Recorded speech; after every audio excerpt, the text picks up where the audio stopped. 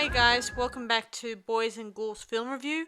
I'm your host, Sarah Stephenson, and this is my co-host, Mike Stephenson. Hi, how are you?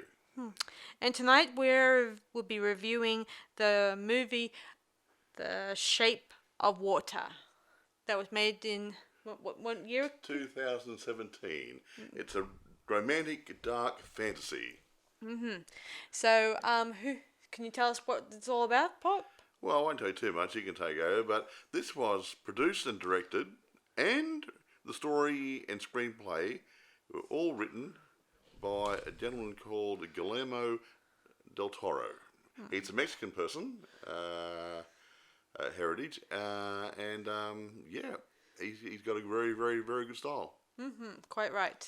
Now, do you want to take over the overview? Overview, yeah, pretty much.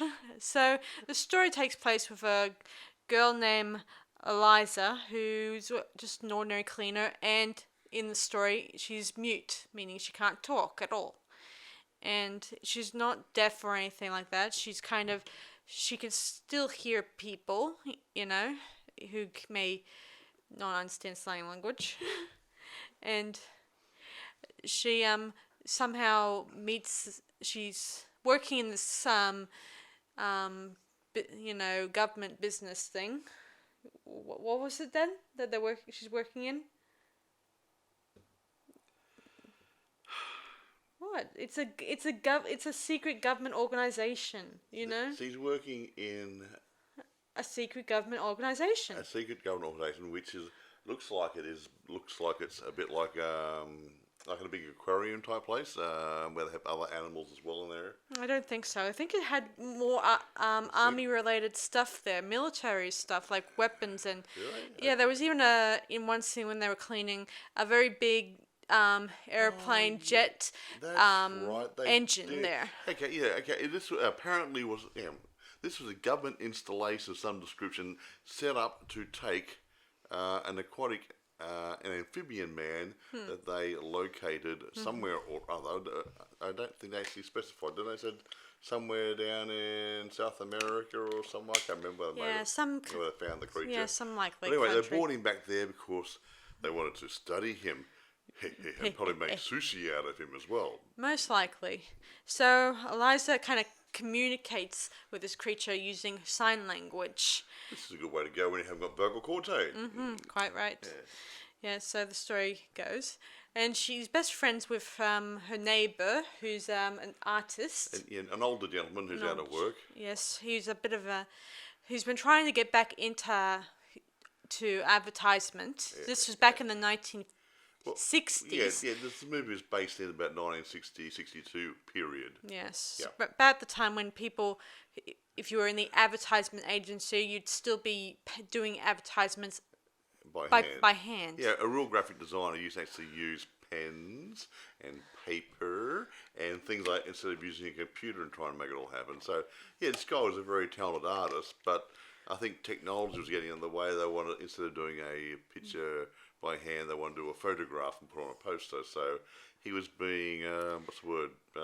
Shafted. Shafted. Yeah, a bit rude, but yeah. I think he lost his job because he might have had a drinking problem or something. Yeah. But he had reformed. He had cleaned up his act, but he couldn't get his job back. Yeah, I think so. And Anyway, that's digressing from the story. yeah, I'm digressing here too. So, as the story goes, Eliza's working in this place, and she encounters the creature or asset, as I call it. An asset. Poor creature. He hasn't even got a name like Fred or like Nemo had a name. He was a fish. Yeah, exactly. It's not really fair. They don't even call it anything except calling it asset. The asset. We have lost the asset. We want the asset. We want to slice and dice him. Yeah. How about give him a name? True. Make him At least make him rude. Yeah, it is. Even Eliza doesn't give it even though she somehow is attracted to it, and it's pretty clear that vice versa with the creature with her, and it's pretty clear that they don't even so much as say what the creature's name is. They just call it a creature. Alien, but it's to be whatever, clear, yeah. it's to be clear, he is a man. So he's a male amphibian male creature. and female. How's that? Yeah. And we find out he's a male a bit later on in the story.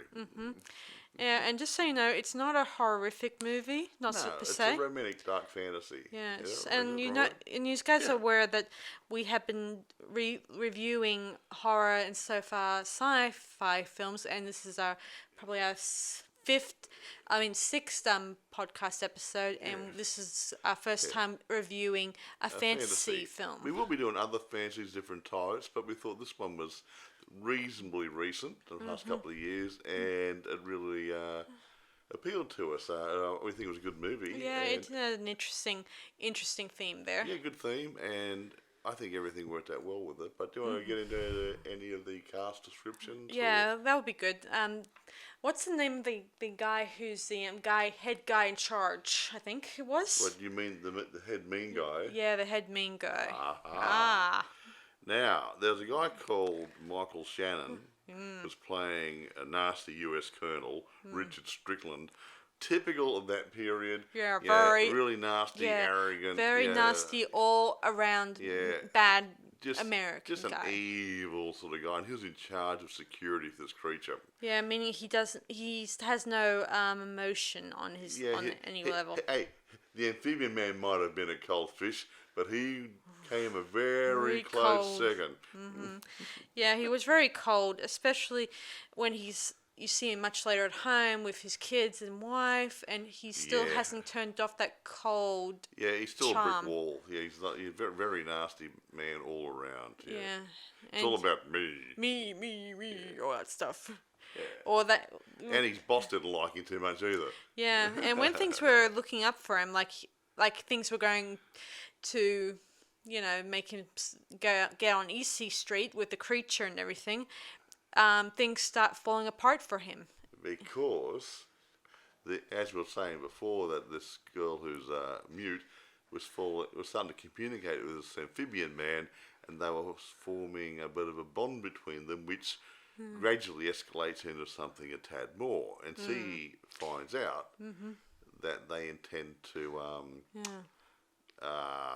dissect him, vivisect him, whatever you want to call it, and see what makes him tick. So she didn't want this to happen to the guy, fish or no fish. Yeah, nice and guy. Strickland, Yeah. he gets obsessed with Eliza in one scene. Yeah, he wants to force his attentions on her. Yeah, like he got obsessed with the fact that she doesn't speak, and if she doesn't speak, she won't tell about Exactly right. whatever. Right, and I can't say. Kiddies might be listening. True. But he's not a very nice man. He wanted to do evil things to this poor lady, whether she liked it or not.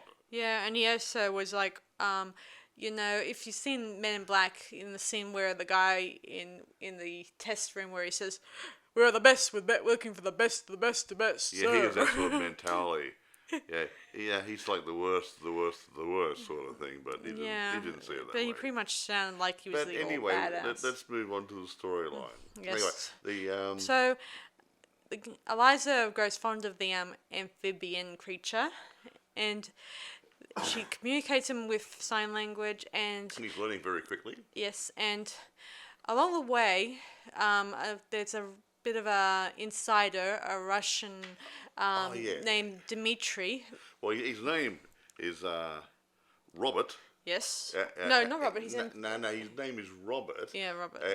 That's who they think he is. He's a scientist there, posing as an American scientist, but he's a Russian called Dmitri. Yeah, and Yes, yeah. his superiors, the Americans, they want to study the creature and rip it open and study it further. Yeah, and see what makes it tick. Yeah, because they noticed that the creature, he kind of can heal itself from any wounds and stuff. Yeah, and he's got two sets of breathing organs. Like he can breathe outside of the water a bit. So he's an amphibian.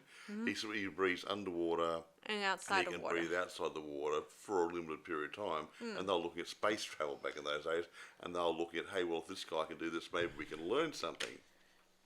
And maybe get some insight on how our guys can survive in space.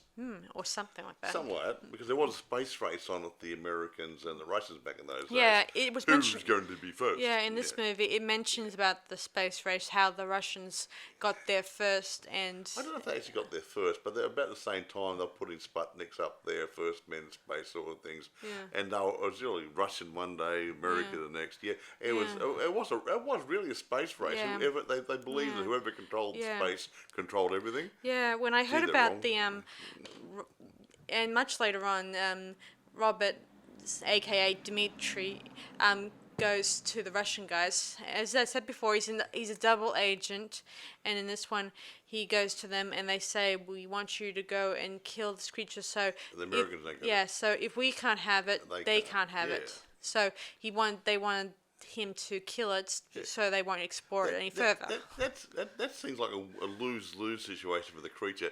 Either he has to cut him up in little pieces and study his body, or they're going to kill him first and then maybe cut him up and study his body. Yeah, That's so not fair. yeah, I would have thought in the script that they would want the scientists to abduct the creature and take it back to their labs to study it further. And they had no idea how to go that, so the easiest way was to Kill it. deprive the Americans from the joy of cutting it up in little pieces and making sushi. Whatever. Or surf and turf. Don't ask me why I said Whatever. that. So Anyway, Eliza persuades her friend Giles Giles. to help her get her amphibian boyfriend out of the air out of By there. the way, she had a lady friend who was a cleaner with her at this establishment who was not in favour of helping her in the beginning, but saw that, okay, let's do it.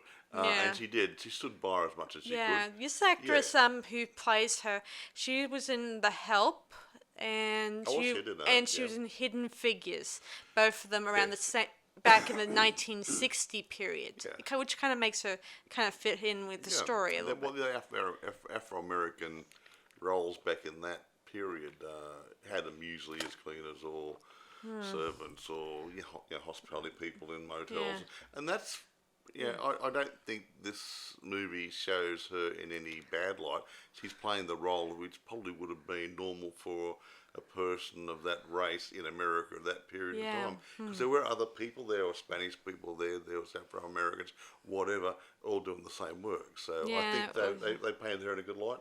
Yeah, I liked it that throughout her acting in some of her, both in this movie and in The Help, she had a similar warmthness in her character, which I kind of liked. I liked her funniness.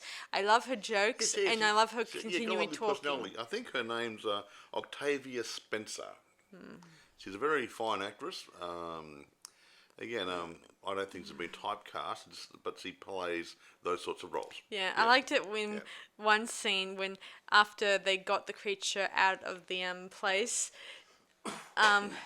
when Eliza sort of spends the night with it.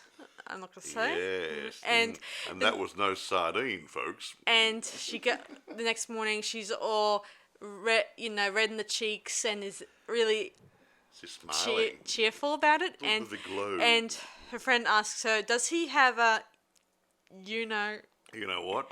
And I can't really demonstrate it You have to watch the movie. Yeah, and I can't really just demonstrate it to you guys on you're and if we in audio. If we went too graphic into it, we might be barred from broadcasting. Yeah, so I can't really show it to you However, guys because how would you even describe though it? he was an amphibian man, he was part man.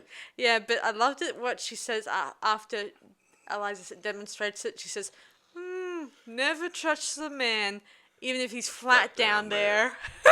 Now, come on. You're risking saying the wrong thing here. Let's move away from that bit, okay? But, moving on a little bit further, I mean, she did finally spirit him away to her flat, and with the help of this Dimitri guy, he told her how to look after him. It's only going to be short term because she's waiting for the river to rise with the rain so he can be let loose through some sort of, was it a lock or something like that, where the boats go through, and then he can swim out to sea and whatever. But she had to keep him there for a few days. and Yeah, and while he was there, he got into a little bit of mischief. He ate a cat. Yeah, but it wasn't his fault. the He cat didn't hissed at him know. like. And the cat looked like lunch. You know, he was a bit on the picky side. Yeah, it was. But he got along with the other cats. I think this one cat was just a little nerve-wracked by the sudden appearance of a amphibian. We normally eat things like that. I mean, it's not. I mean, it's. You never imagine the amphibian would snap its head off.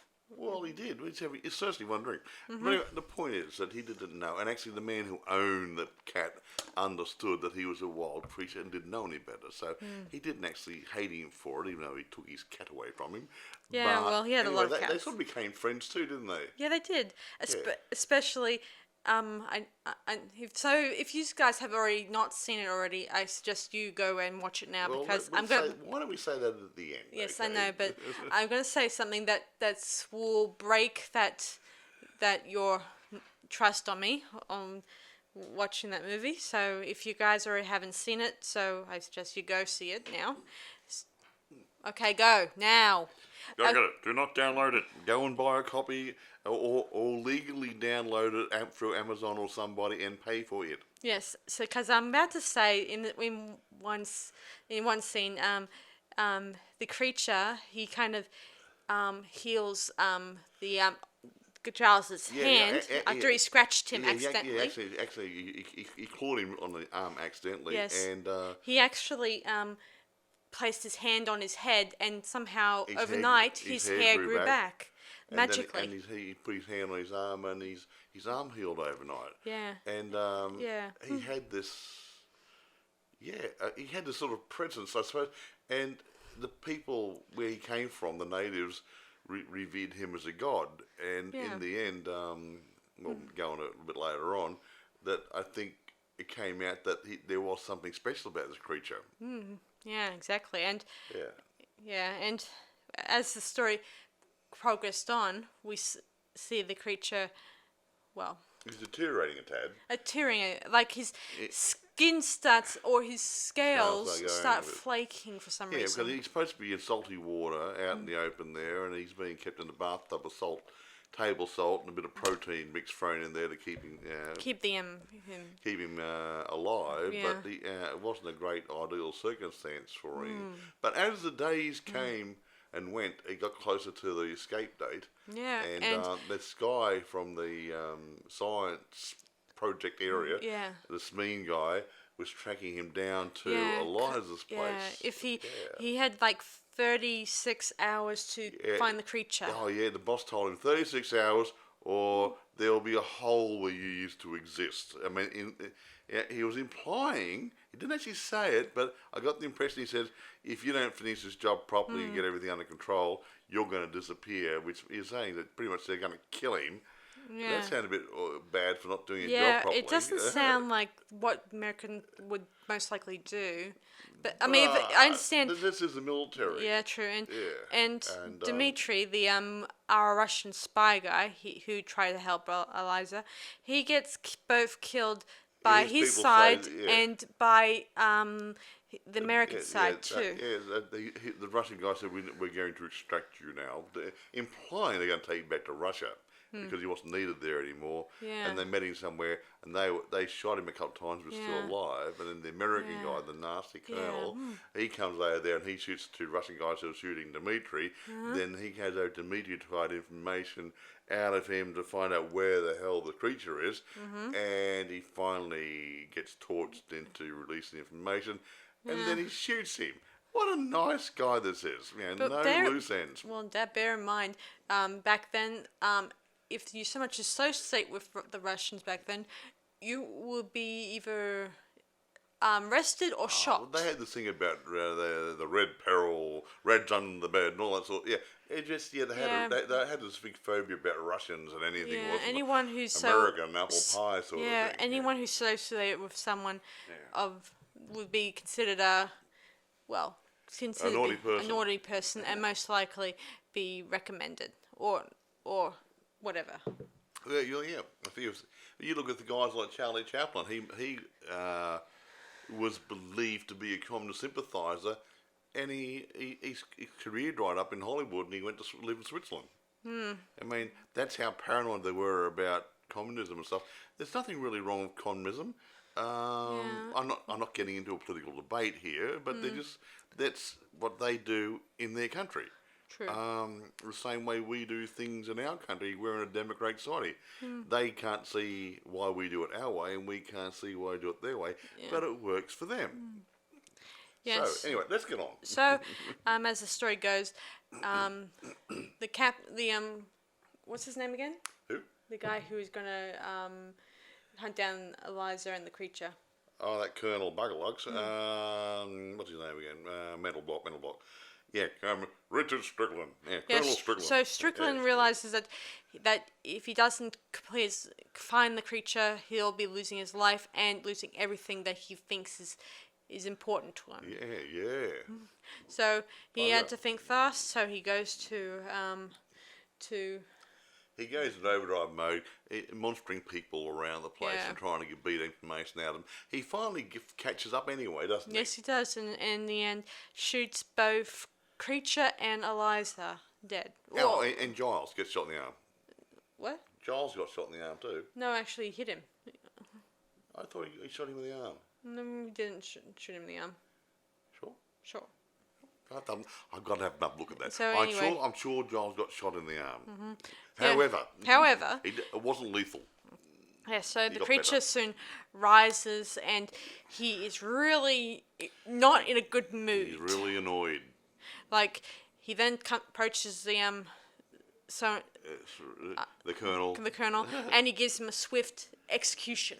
Straight across his neck, he just cut his throat a few of his claws. Yeah, and he realised that at that point in time that this amphibian man is really a god and really special.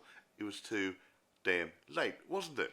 Yeah, and just so you know, in another scene that was probably cut from the movie, I'm not sure, is when he most likely got his fingers bitten off by the creature. I think they ripped off or bitten off or something or other by the creature. That was early in the movie. Yeah. But we won't go into that too much. It's smelly. Yeah, and they tried to sew it back on again. Yeah, they tried to sew it back on his hand, but somehow it got black and grey, and soon enough his hand wasn't taking it in. It was smelly. It was rotting on his hand. Yeah. But anyway, irrespective. All the good bits happening here. So, the creature takes Eliza down into the water docks. Water below.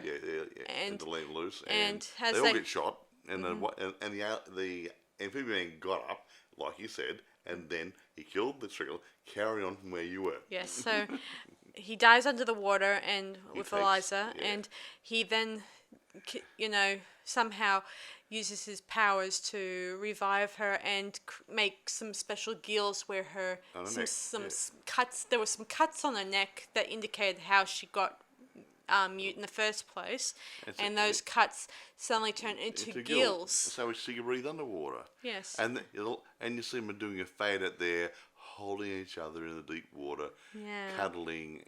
Similar to the posters you probably... A warm and fluffy ending. Yeah, similar to the posters you probably have noticed online and in the theatre of them holding each other. So, that's a bit of a post-mortem after that. Okay, that's the storyline. Now, Guillermo, I think, as a director, did a fine job. You said he did some other movies as well, didn't you? Yeah, he did the Hellboy and the new one, was it? Yeah, and Pan's Labyrinth. Pan's Labyrinth. Yeah, that one. Yeah.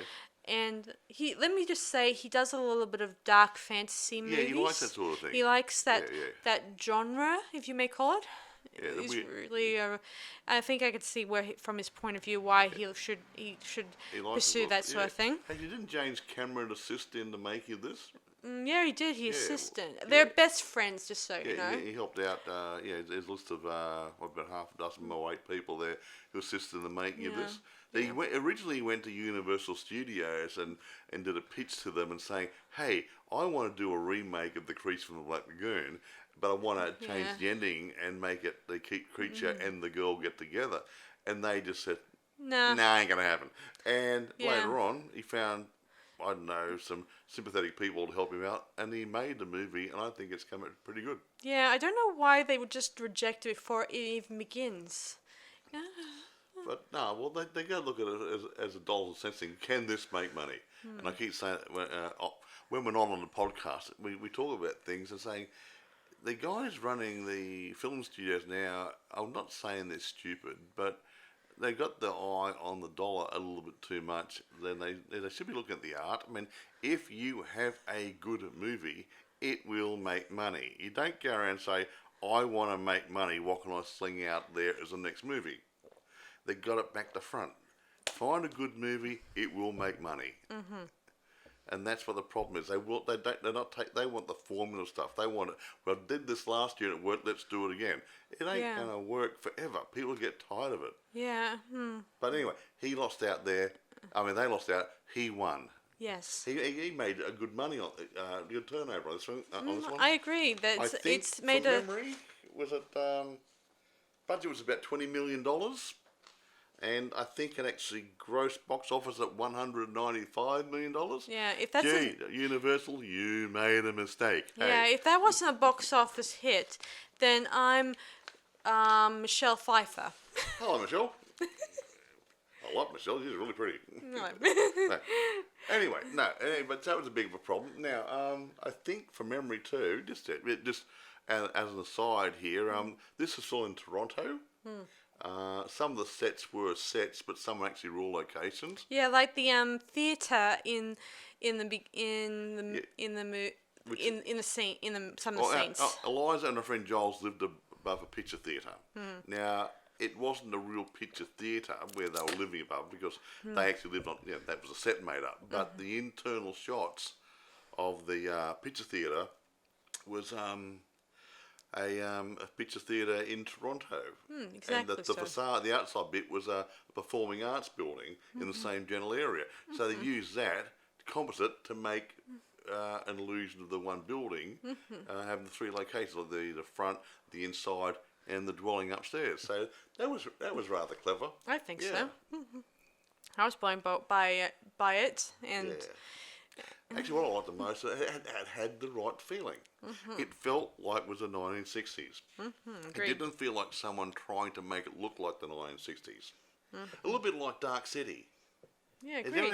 We might do Dark City one day, but in Dark City, I think that was a similar period. What do you think, about 50s, 60s? Yeah, about that And time. it had the right, it was a sci-fi, futuristic sci-fi, but it had an overall feeling about the 1950s. Yeah, as I said before, this was intendedly going to be a black and white film, but I guess they went for a different outlook on it. I think his sponsors said, "Well, give another $3 million if you go color."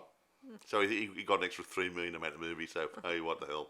But he in so saying that, he kept the colours dark and the atmosphere dark. Yeah. So if you did it in black and white to create the atmosphere, I think you achieved in colour. What do you think? I agree. I mean, and speaking of color, you know how throughout this movie, there's a lot of greens and blues and a little tiny bit of red in between in some of the scenes. Like, I'll give you an example of what I'm talking about. Like, the colors sort of symbolize something. Like, the color green plays an important role in this as representing the unwelcoming, unromantic Cold sort of future cold as seen in the labs, the cars, and Jello. Everything was cold. Everything was a cold green or blue color. Green Jello, green buildings.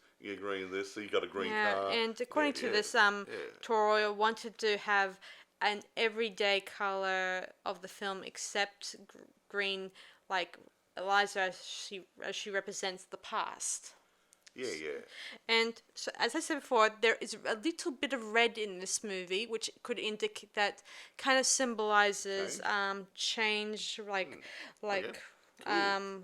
new world, life, death, rebirth, love, that sort of thing. change, passion. Oh, wow. All those colors represent a certain representation in this movie. Well, they use the colour grids in a lot of things like graphic design work and everything. They use colours to create an atmosphere and a feeling. So Yeah. I suppose it works the movie too. Yeah, so it's pretty much there was a lot of color there, and I think the red part was played in the interesting part to it because I think that it inspired change while everyone wanted to stay green. Even there was even a um, it even kind of was mentioned in the in the production, Did it? right then? I can't remember. Well, not I well, can't remember honestly. like I don't have like Alzheimer's. one scene where Giles presents his artwork to a Oh, promising advertisement agency, and they said they didn't want a red Jello mold, whatever. there was They a wanted green it one for green because advertising. they said green Is a was new the colour. future. Yeah, which is not really. Not but really. It just sounds. Yeah. What, lime or raspberry? What's the Yeah, difference? and there was folks? a scene that where Eliza was eyeing some beautiful red shoes in the store that kind of, well, if you were eyeing something that was fantastic in a store and you think that's the future, then you're on the right track when you think about that. Oh, not train track. Okay. Yes, and then you much after Eliza has sex with the creature for the first time, we see her sporting some spiffy new red shoes and Yeah. long for red Hey, Dorothy, headband. click your heels together twice. It'll take you down to Kansas. Yeah, and she was wearing a red headband.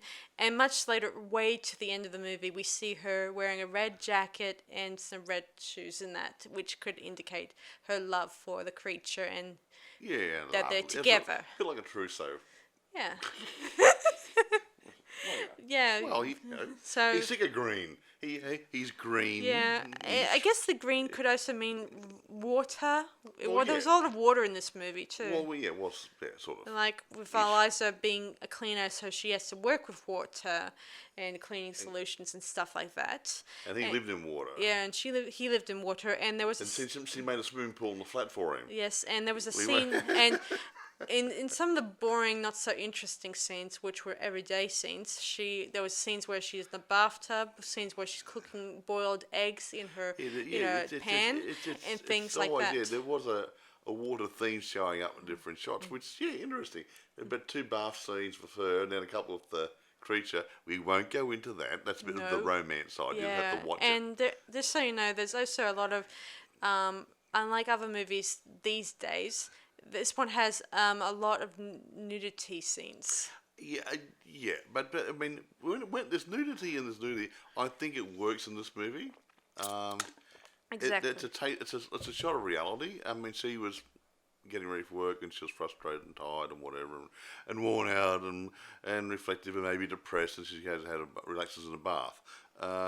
It didn't actually get no. She yeah, and that sort of stuff, and it's just trying to show her mental state, I suppose, that sort of thing. Yeah. And she was a sad lady because she had no friends, apart from the Giles guy and the lady she cleaned with. Yeah.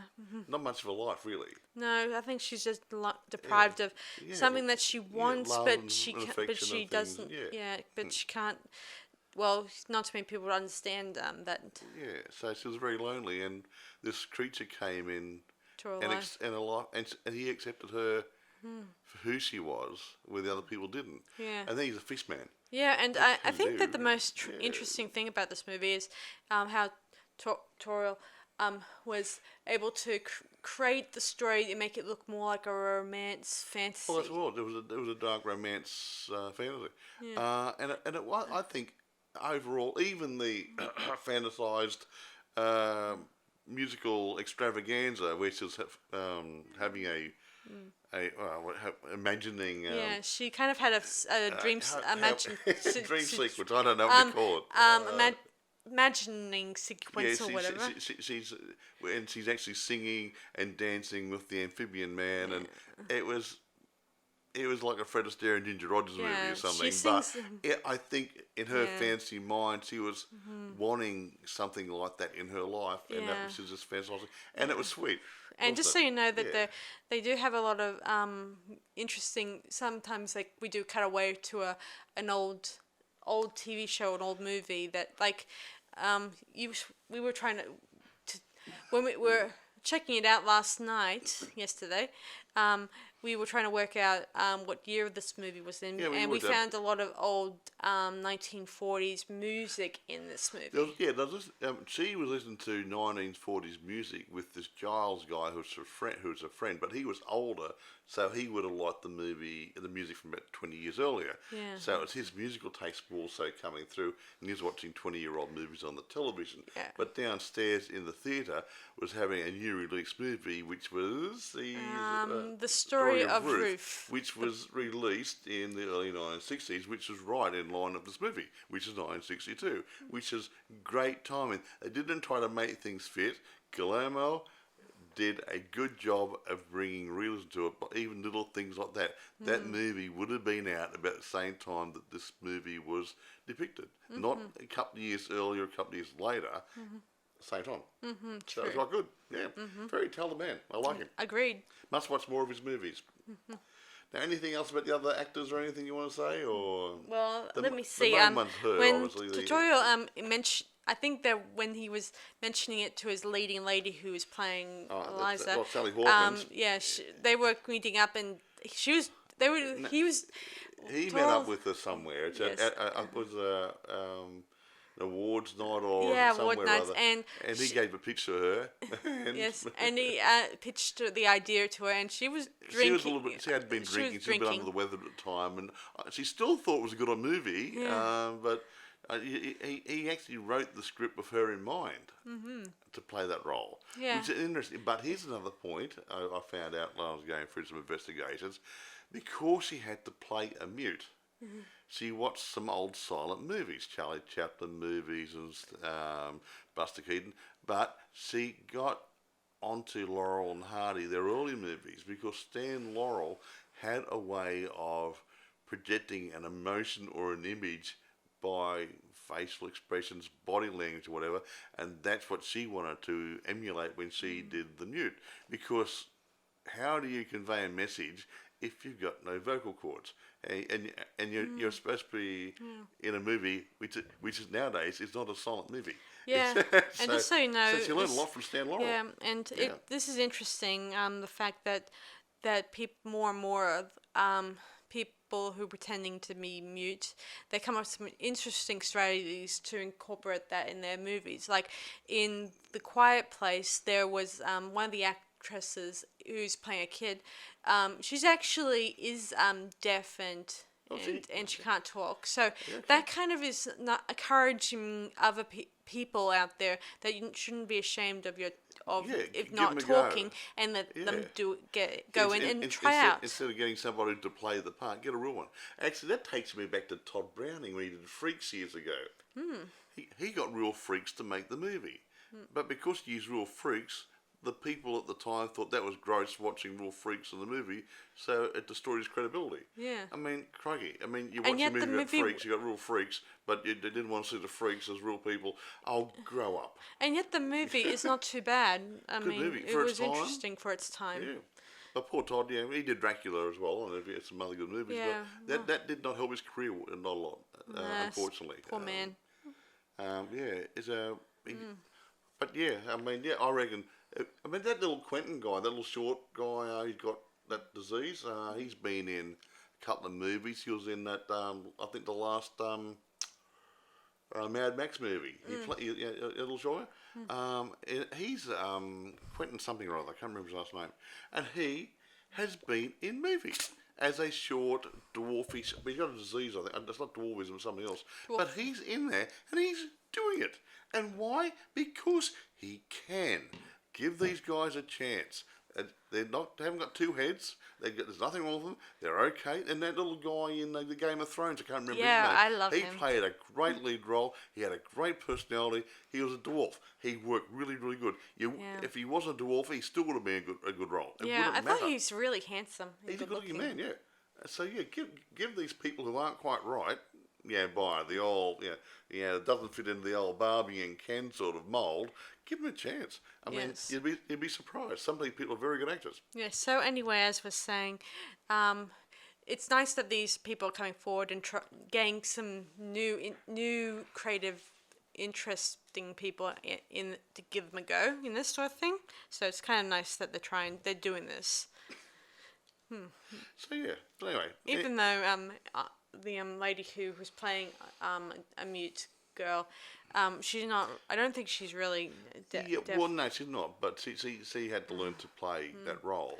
Yeah, and the interesting thing she about did this good. movie is, in some of the scenes, while you probably may not understand sign language, I don't understand it myself very well. There were a few scenes where they do the odd subtitle to explain Oh yeah, her that was good. When hand she's talking sign for hands, language. it had subtitles there, so you can understand what she's saying to the other people, which what was good. Yeah, Instead cause of going, oh, she said something rather, no, it actually did the subtitles, so yeah. we'd have to keep saying it, Yeah, which is good. yeah. There were a few moments Yeah. where the person next to her who knows probably a bit about sign language, would say, "Oh, you said so. This is what you said," and all that stuff. Yeah, Or yeah. That other sort of stuff. times, Yeah. it would be the person would not be paying attention, and she would just write it up to say it anyway with her hands to give the audience an idea of what's going on. I liked it in one scene where she says to the commander officer, The nasty colonel guy. and He she was said, he was interviewing Eliza and a friend, yeah, and at the end of it, Eliza did some signing. What did she actually say to him? I'm not gonna say it on the radio. It was a rude word, like something you. And what did the friend say? She said, "Thank you." Thank you. Thank you. After Yeah. he starts yelling and ranting, after she said the Yeah. word a few times to him, even though he probably doesn't know anything about sign language. No, he didn't know about science. So she said that Yeah, and the other word, you, and yeah, she said thank you. yeah, and she was giving him an odd look that says, I hate you. I hate you, and I loathe you. and I'm winning the game, all that stuff. Yeah. Sort of the look that says, Yeah. I'm not gonna. You're losing. Well, you she, lost. Yeah, she might have been Other an words. incomplete woman insofar as she couldn't talk, but she was far better than him being a complete male. Yeah, well, Tongue in after cheek, sorry about that. after he tried to take advantage of her, Yeah. I'm gonna say. Yeah. Well, I'm just glad that she had the gore to stand up to him and just Yeah. say to him, say those. Well, not say. Well, just sign out the sign the word. words. Just say it. Nah, brave little lady. She played a very good role. Sally Hawkins. I agree. I loved her portrayal. And the Yeah. amphibian man. We haven't said much about him. But Doug Jones. Yeah, Doug Jones. I don't know what he actually. I haven't looked on the net to see what he actually looks like. But Well, as an I seen some amphibian man, photos. and with the makeup on around his face and part of his features, he's a very tall guy, and he could actually be a rather good-looking guy. Yeah, What's he look and like? just so you know, guys know, I think he's worked with on a few other major projects with him in the past, including Pan's Labyrinth, and well, he's doing a great job at it, and this is no major feat. He's done it a lot in the past. Well, see, he had another point. He wasn't playing a mute, but he had no lines, so that would have been hard for him as well. Mm-hmm. But actually, he was making a fishy noise, like, and Guillermo del Toro was actually doing the sound effects for the vocals. Interesting, Clever. that isn't it? That is interesting. He knew what he wanted to sound like, so he just made it. Yeah. With the gargling through his cornflakes, I don't really know, but he made this really nice sound, and it worked. And Agreed. the other guy, Doug Jones, has to strut around and do his stuff, but that'd be very hard not being able to use words to try get an emotion or a feeling. I gotta admit, across. I do admire people in the film industry that are still using, plastic or masks and costumes to. Yeah, he's wearing a full for a film. bodysuit. Yeah, I do gather. admire that Yeah. sort of thing. I mean, it was very uncomfortable, but I mean, yeah. But the thing is, it looked real. Yeah, I mean, it's great You that didn't see when a they do zipper that. like the olden days did. It was a good bodysuit. Yeah, just so you guys know, in the original Creature of the Black Lagoon, the masks I think were designed by a You know, I don't know her name, but I know for a fact that it was a lady who created the masks for the actual Creature from Black Lagoon. And it actually slipped over the top, didn't it, from memory? And he had something. The rest was a bodysuit with a zipper up the back or something, wasn't it? So but it was good. Yeah, it was really good. I admire that. That gave Guillermo the inspiration to make this movie, and I think he took it and he ran with it and made a good movie. Exactly. I mean, if you get an idea from an old movie, Now, we haven't done one yet about. There's an old movie I might want to do. It's an old silent movie, but we're going to debate whether we actually do it. But it was called The Cabinet of Dr. Caligari, an old silent movie. Now that movie was a really good movie, really weird. Won't go into it now. But say 40 years later, they took the same theme and made a similar movie, the same theme, but changed everything else, but kept the theme. So if you can borrow an old theme and make a fresh movie out of it, why not? Yeah. And he did. He took the Creature from Black Lagoon and took him out of the jungles, took him out of the swamp, brought him into a city, into a laboratory, and threw a romance curveball into it, and nasty guys chasing him, Yeah. and he won in the end. Yeah. And usually the creature loses. Yeah, I love it when, I mean, at the beginning, when the narrator, I think that was Giles, how he described Giles that, was narrating it, how he's narrating the story at the beginning, and how he says that about a monster that was about to destroy it all. There's a bit of symbolism there that says... He mentions about a monster, but the monster wasn't the amphibian man. He was referring to the Colonel. Yes. He was the monstrous person out of the whole lot of it. Yeah, it's just like the Beauty and the Beast, where if you watch the Disney version, the live action one, the Beast is a where nice guy. the Beast, they make out he's a monster, but it's actually man that could be the monster. Yeah, they're the guys who chased him and trying to kill him and stuff. They were the monsters. Mm-hmm. So yeah, interesting, hey? So, Right. Anyway, Anyway, have we said enough? I think we have bored said- these people enough today? Yeah, I think we said enough about it. So, how will we rate this movie, look, Mike? If I'm looking at the thing as a whole, as a whole package, acting, producing, directing, sets, everything, I've got to give it up around 9. Easily a 9. Maybe a 9.5, maybe over 10. I think these sort of movies, when you're working in fantasy especially, you've got to make your own reality, and that's probably the hardest bit. So yeah, I think it's great. So I give it a 9 too. So it's pretty much unanimous that this movie is pretty an awesome one to go view and see. Like I said before, it's 2017, so you should be able to get a copy in your Amazon probably, or your local DVD store, or download a copy from some reputable site and actually pay for it. But the point is that if you like fantasies with a bit of a twist, and it's not a kiddie fantasy, it's an adult fantasy. Yeah, so don't. It's a romance, drama, fantasy. It's all thrown into one. I think it's a That's good. probably it's a one of good the reasons view. why it's a dark fantasy. It's a dark fantasy. Yeah, it's really good. That's what it says on. Yeah, I'd recommend it highly. Yes. So thanks for listening, guys. So Yeah, thank you. So that's all we have on our latest podcast episode. Till then, I'm pleasant dreams.